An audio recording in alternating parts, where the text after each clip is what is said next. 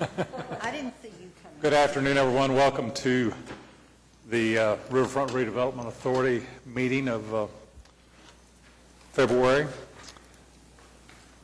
Item 2 is items from the chairman, which those include any updates on any of our committee activity. Does anybody have anything to report on either item A or item B? All right. We don't have a meeting this month with the MAP 3, but I know there's going to be a reported later agenda item about what we've been doing. So all right. Let's leave that.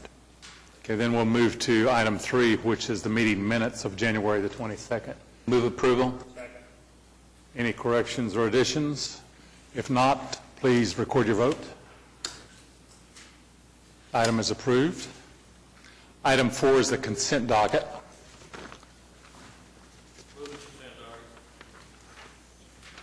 Is there a second? Any additional comments about it? Mr. Chairman, I read this letter. I have to say, maybe it's the lawyer in me, I don't know, but it just wasn't very clear on what it was that they were questioning. As far as You talking about the audit letter? Right. I thought we were going to have somebody from finance here to answer questions. You mean that guy that used to work at finance? Yeah, I think she just walked in. This is Rebecca Rhodes from the finance department. You might repeat your question. Well, I was just looking at this letter, and it talks about this material weakness, which then refers us to some independent accountant's report. That's the annual financial statement. Did you all get one of these in your packet? So what is the material weakness? The material weakness was that we recorded assets for the Riverfront inventory into Oklahoma City Riverfront Redevelopment Authority because the trust accepted them, but in the contract, they actually belonged to the city. So we had to move them to the city. Okay. Well, it just didn't seem very clear in this letter, and it goes to material weakness and refers us to some report. I thought wouldn't the material weakness be in this letter? The material weakness actually goes into the actual physical report, and then any other conditions they find they put in the letter. Okay. Did you get a copy of the annual financial report? Thoughts? I can get you a copy of this. No, that's fine. Anyway, as I said, I just thought it would be in here. If it was referring to something else, it just didn't seem to make too much sense. Yeah, they like to do that. We did it in pieces this year just because we were totally timed out. We ran out of time, so. That's So the material weakness has been addressed. It has been addressed. And cured. Yes, and essentially the reason why they said it was a weakness in our internal controls was the fact that we recognized it as your asset instead of the city's, because we were referring to the agenda where you guys accepted it and the city accepted it, and we caught it on the agenda side instead of reviewing the contract thoroughly and determining that it belonged to the city. So that caused also you alluded to the restatement of last year's balance sheet. That caused that restatement? Yes, and essentially anytime you have a restatement, the auditors have to report it as a material weakness because there's a restatement. So that was the result of it, was because they had to do a prior period adjustment on it. Thank you.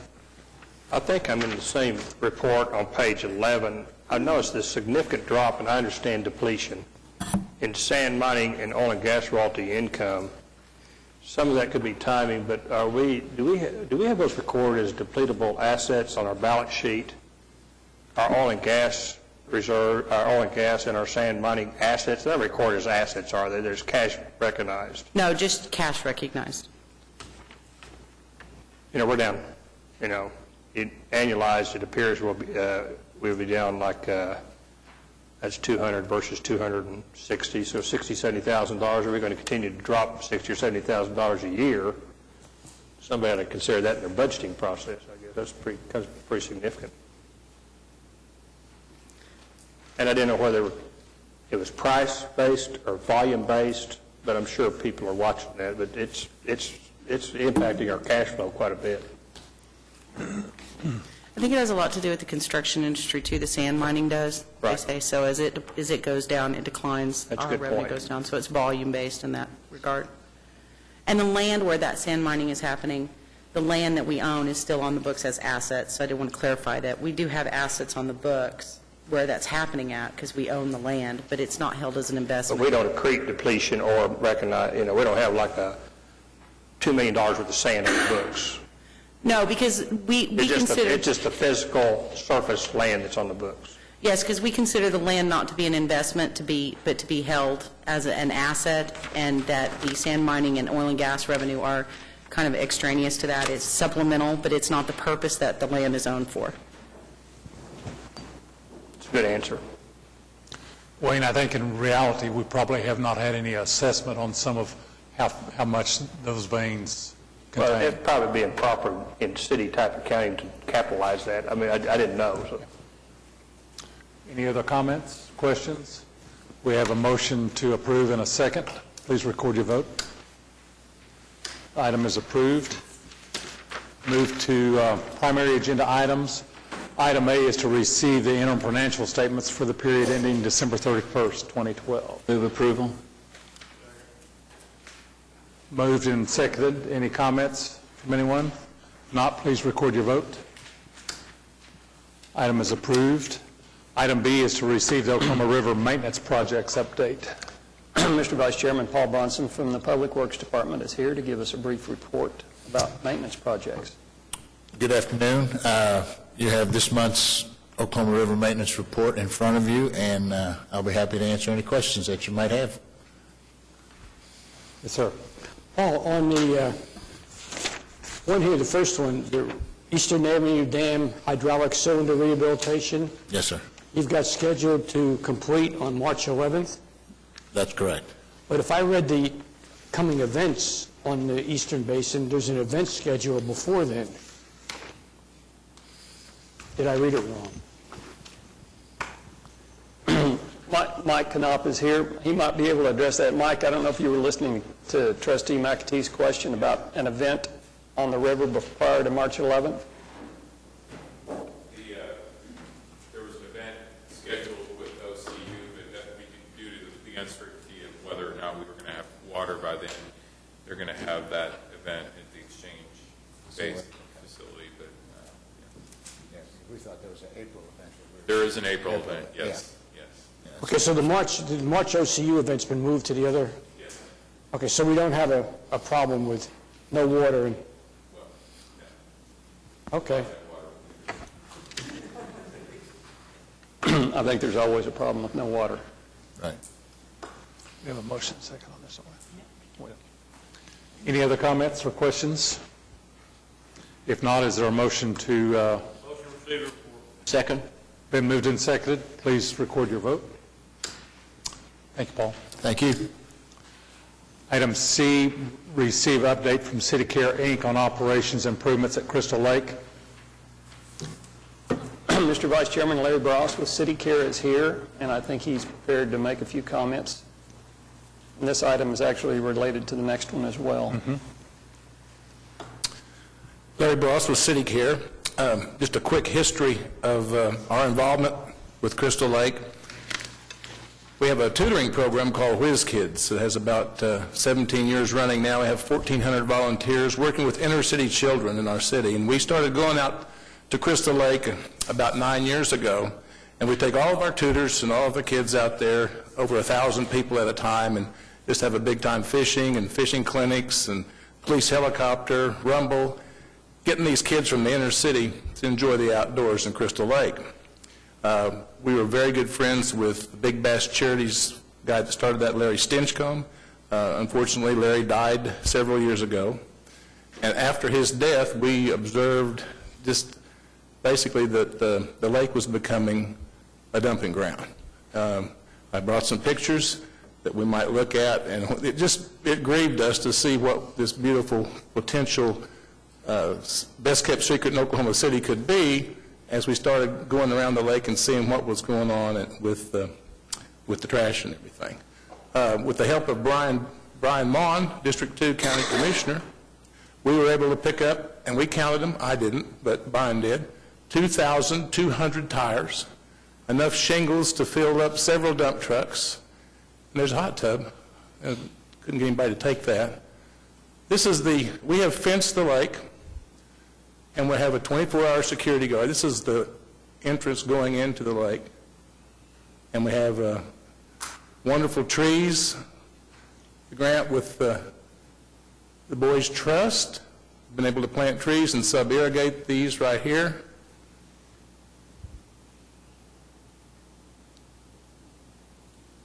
And we were able to construct a pavilion with the help of the Sarkis Foundation and Richardson Homes, as well as a restroom out there. It's in the background there, you can see that. So it's coming along. We're just making inroads. There's the restroom.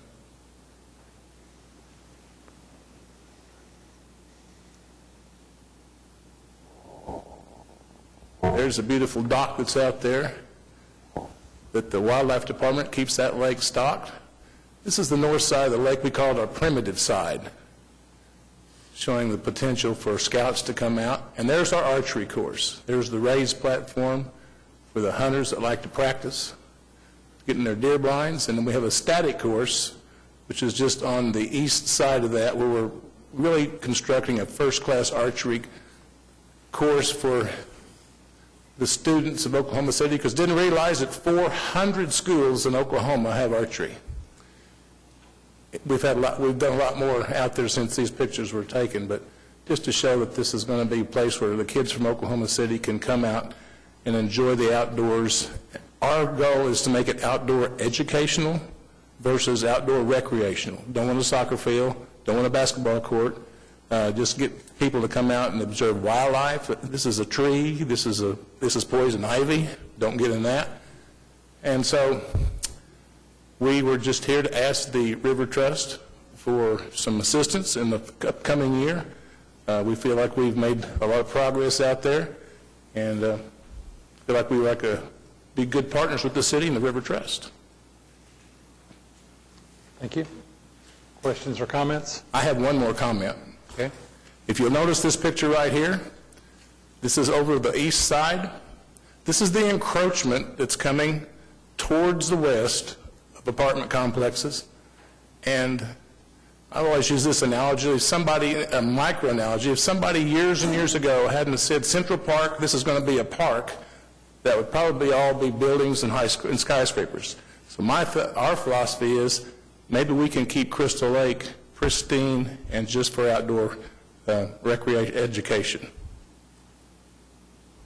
Questions? Questions or comments? I'd just like to mention that several years ago, Kathy Williams was chair, I think Councilman McAtee and myself, and we were trying to figure out what was the best use of the property and how to do, and Crystal Lake, or City Care was one of the proposals. At that time, I remember us sitting there thinking, will anybody take it over? Will we have a proposal for it? I don't think we could have had a better partner up to this time. I mean, it takes an awful lot to have somebody go out there and pull 2,200 tires out of that lake and down in those draws and all, and to continue to do some projects. And so I've been following it all the way through, trying to assist them wherever we can, and they've held to every single thing that we've asked them to do. And when I'm out there and I'll stop by to ask people about how things are going or whatever, the fishermen and all that have gone back out there just love it, because they said there was a point in time where it had kind of lost its attractiveness and they didn't go back, and it's been kind of rediscovered. So I think in terms of city-private partnerships, I think this has been a very good one to this time, and hopefully it will go on for years. Mr. Chairman, on that last photograph you showed us with the apartments in the background, who owns that land between there and the lake, or is that part of the lake property? No, I don't believe it is. It's private property, and I did hear that they sold 30 more acres for future development.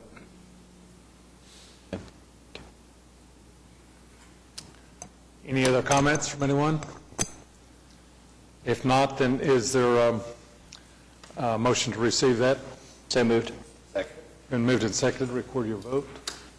We do have a companion item, which is D, is to approve a memorandum of understanding with City Care Inc. for improvements at Crystal Lake. Second. Been moved and seconded. Any comments? If not, please record your vote. Item is approved. Item E is to receive an update on MAPS 3 Oklahoma River projects. Mr. Vice Chairman, you have the agenda item in your packet, and Wayne Corvell with the MAPS office is here to make a few comments or answer questions. What we're going to present to you today is just a presentation that was presented to the MAPS 3 Subcommittee and Advisory Board concerning the process of the Whitewater facility.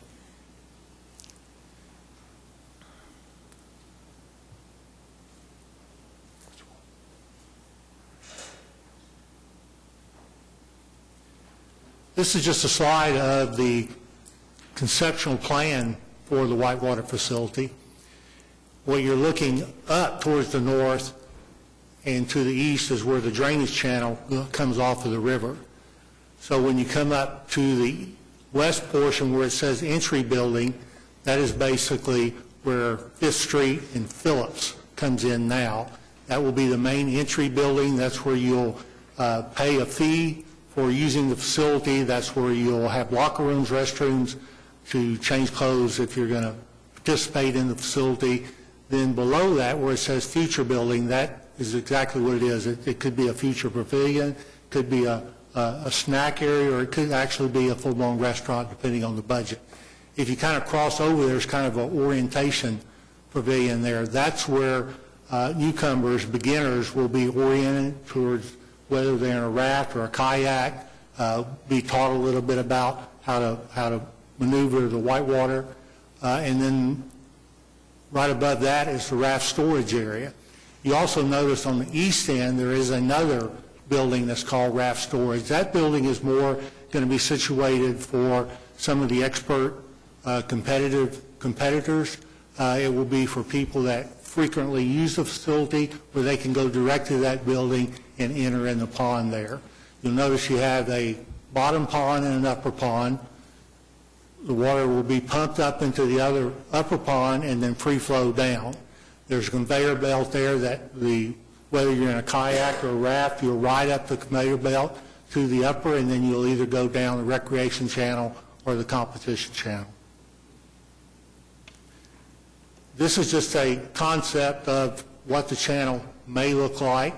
Again, you see the recreation channel, the competition channel, the upper and lower pond. There's an area called the freestyle channel, and then the beginner's channel. That's basically a flat water area that's very little flow in that area.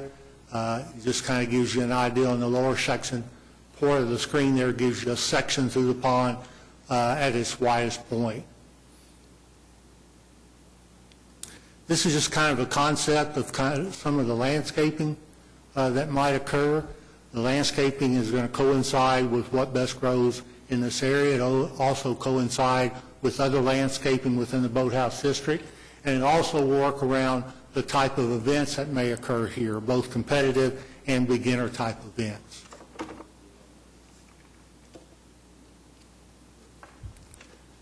Again, this is a concept of again, very conceptual concepts of the buildings. The upper photo shows the kayak storage building at the far east end of the facility. The lower shows the main entry into the facility. This main entry plaza area will be used as an entry area, but it could also be used for small concerts and events like that. Some of the issues that we looked at in the conceptual design of the facility was some of the utilities that were in the area. There's a main 54-inch sewer line that's on the south side. On the north edge of the facility, there's power lines. We looked at the floodplain issues, the grading issues. There's some oil wells on the site, water source and quality, planning and zoning, land ownership and acquisition, project cost and schedule.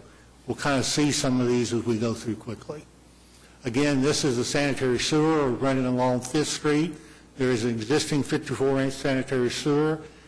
As we're planning now, the facility will be on the southern portion of that between the sewer line and the river. So it is kind of a condensed area, but the design team feels that it will work within this area. If we were to have to relocate that, we're talking about a cost of $750,000. The gray area you see on the upper port of that, which is 5th Street, that's where the 54-inch sewer line and also some OG&E electrical distribution lines run through. The lower, more orange color is where the main transmission line runs through. This is just a scale of the floodplain area. All the building elevations will be at 1177, which will be a foot above floodplain,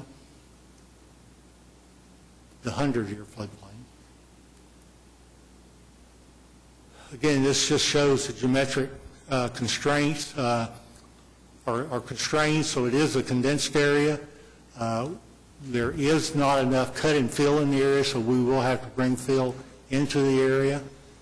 And really the only potential impacts as far as the grading of the site is any unknown soil conditions that may exist.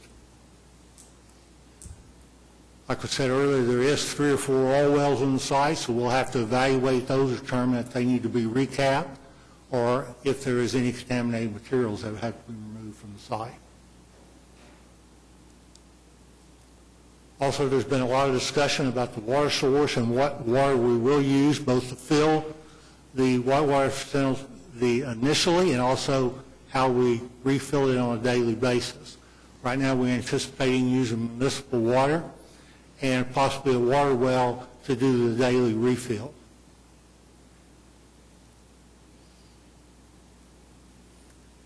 There is not any zoning and planning issues that we're aware of today. We are going through and reviewing that one last time as we go through the design, but as of today, we're not aware of any. We will have some on-site parking. We anticipate about 300 spaces. This map illustrates the area that we will be purchasing land for the facility along with parking. The multiple colors show the multiple land owners. There's a little chart there. I know it's hard to read, but it gives you the ownership and the acreage per owner. This map shows the anticipated map street, which shows the map street budget along with the anticipated cost. As you can see, land acquisition and site prep is a little under budget. A&E design, testing, administration is right at budget. Construction is a little over, and project contingency is right at it. So the bottom line is we're just a little under our budget on the project. Again, I know this is hard to read. This is just a tentative schedule. Even since this schedule has been put together, there's been some adjustments that need to be made to it, and there will be until we work our way through the final design. So with that, I'd be glad to answer any questions you might have. Wayne? I'm intrigued by this.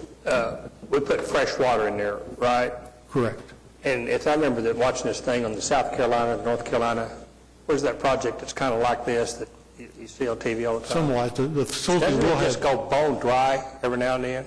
I mean, don't they just pull all the water out of there? The only time they take the water out is to have the maintenance, and if a pump goes out or needs to be repaired, they'll remove the water. So on a drought condition, and we have restrictive watering and restricted use, do we run the potential of this site closing down during that time? The only time we're going to use city water is the original fill. When the facility is filled to begin with, we're going to drill a water well on site. Okay. To provide makeup water. It doesn't necessarily mean that if a drought gets bad enough that we might have a problem with a well. I don't think that we will. So I don't foresee that as a problem. It'd be hard for us to cut out a recreational use when we're asking everybody else to cut back on water.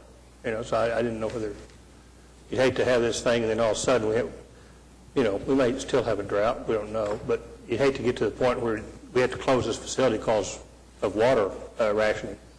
But if we have our own well, I guess we're okay, right? Correct. Any other comments, questions? What is the timetable? I mean, I can't read all of that. What's the D-Day for having it open? Right now, the site evaluation and the conceptual report's been finalized, and approved. Right now, we're in the process of negotiating the A&E contract for the final design. Once we get that negotiated and complete, which we think we will in the next 30 to 45 days, then we'll be able to better define the schedule from that point. So we would anticipate right now to be able to start construction within 8 months to a year after the design process, and then complete it in the same time frame, another year. And Mr. Chairman, for those of you who have been down there or haven't been down there lately, the lighting project is almost complete. The windscreen project is still under design. The other Phase 2 projects that have to do with the starting gates, those have been designed, and we hope to go to construction soon on those. And then, of course, the Whitewater facility you just heard about. And then the last phase will include other projects, such as perhaps additional lighting and a grandstand as funding allows. Is it appropriate to ask that a copy of this be sent to all of us, or can we get a copy of this presentation? Sure. Be glad to. Good. Any other comments or questions? If not, is there a motion to receive that report? So moved. Second.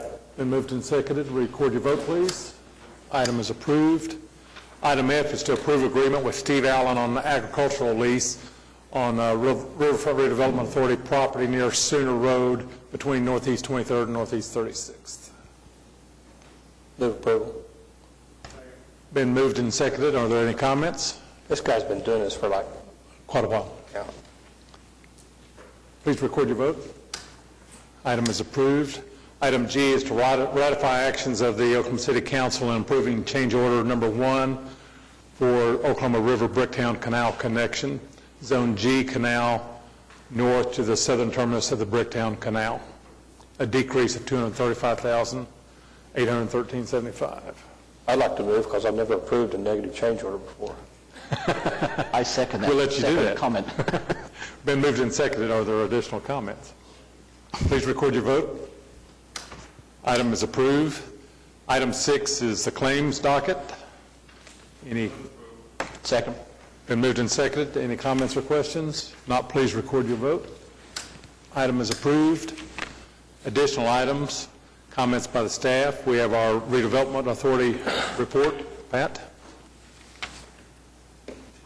Thank you, Mr. Vice Chairman and trustees. You do have your report in your packet, just a couple of items to highlight. One is that you received a couple of months ago a plan that showed exactly how the review process would take place within the city regarding development on or around the river corridor. We have worked with the city manager's office, the planning department, and have found some ways we can actually improve and enhance that process. So probably by next month's meeting you will receive a revised plan as to how we're going to process items through the city and how those items can be properly reviewed by this body when it is appropriate. We do have a meeting coming up, in fact this week, tomorrow, with some executives with the U.S. Olympic Committee. We're nearing the point at which we need to consider renewing our commitment with the USOC for our designation as an official Olympic training site here in Oklahoma City, and as well as the University of Central Oklahoma, the Oklahoma River as a whole. So those discussions have already begun. Mr. Knopp and his organization, of course, taking the lead, as well as the University of Central Oklahoma. We do have our next River Stakeholders meeting coming up. It will be a week from tomorrow, the 6th of March, and it will be hosted at the Boathouse District. It will be in the Finish Line Tower. Give our folks an opportunity to see all of the activities and events taking place over there, as well as an idea of future development. And the topic and focus will be the project you just reviewed, which is the Whitewater Center. And finally, one of our trustees did suggest that we again return to the Boathouse District for one or possibly two of our River Trust meetings. We did this in April of last year. It was well received, I think, by the trustees present. The staff has reviewed the logistics and has indicated there will be no problem in doing so. We've reviewed that with not only the city manager's office, but also Chairman Norick has indicated his consent that this would be a good plan. The last I understood was that the plan would involve perhaps 2 meetings a year that would be held in that district so that the trustees would get a good idea of the developing projects that are emerging and plans for the future. With a general consent, I think the staff would be happy to facilitate that perhaps in April and then again in either September or October, subject to the availability, of course, of the facilities in the Boathouse District. Everyone concur with that? Good. It's a good plan. We will proceed accordingly, and if there are any questions, be happy to address them. Otherwise, would request that the report be received as submitted. Move approval. Been moved and seconded. Any comments? If not, I'm sorry, Larry. Mr. Chairman, this may not be the right time for this question, but on your report, you show that the Director of Development continues to work closely with staff and members of the MAPS 3 Citizens Subcommittee on the Oklahoma River Subcommittee. Yes. In a recent council meeting, we were presented a recommendation from the MAPS 3 Park Committee about extending the some of the consultants' work on park design onto the park area that's along the river. I'm confused as to who owns that. I mean, it's Wendell's Park, isn't it? South of the projected new downtown park. And how is all that going to play together, and who's going to be involved in this design consulting work? You know, I would ask Wendell to come up because that is, the Central Park project is under his purview. I believe that you are referring to Perez Park? No, I'm referring to the park that actually is on the river. South of the south portion of that the would downtown be Wiley park. Post. Okay, Wiley Post. We're not North bank of the river. No, but this parkland. Yeah, what they were talking about is the south part of the new park goes down and abuts the riverfront property or frontage along the river there. Okay?